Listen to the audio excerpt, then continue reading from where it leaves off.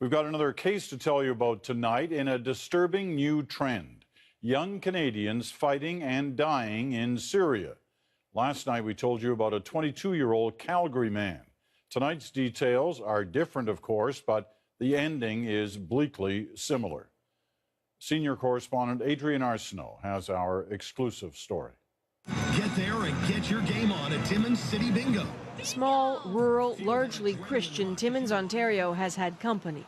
The RCMP joining local police and CSIS and Canada Border Services Agency in showing pictures and asking questions about this young man, Andre Poulin.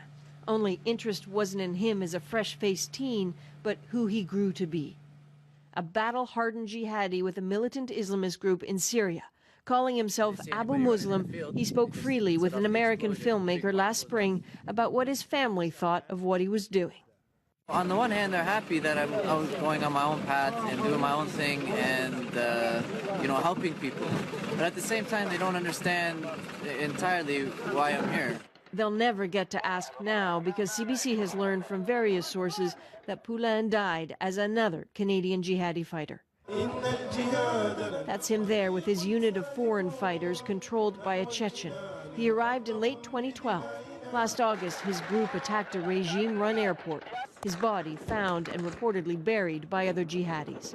Again, the question, how did this come to be?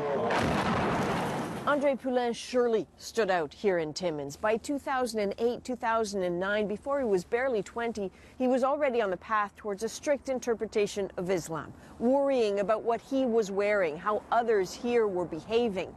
Then, though, his language started to change and harden. Online, Andre Poulin developed a separate identity, calling himself Uncle Umar. His Arabic signature reads, "Martyrdom, if God wills it." He posted thousands of messages, asking for and offering advice, telling stories of his life, his apparent marriage and troubles, and in 2009, talking of just getting out of jail on accusations of terrorism. Some posters referenced his passport being taken away. He wrote of people in his hometown being afraid of him and of police watching his every move, CSIS watching the forum. This may be true. Poulin had a record for uttering death threats and theft and harassment and carrying a weapon. Online, he wrote he'd been accused of threatening to blow up this Timmins gas station. If terrorism accusations were real, if his passport was taken away, then how'd he travel to Syria and learn to kill? Officially, no one will speak with us about him or other jihadis or efforts to stop them. You're not paralyzed by your fear. Your fear is contained.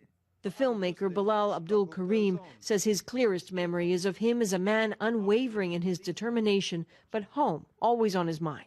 At one time when he was out for a long time on an operation, he was really keen to find a phone so he could call home and find out how his little brothers were doing and stuff like that. So that was the Abu Muslim that I knew.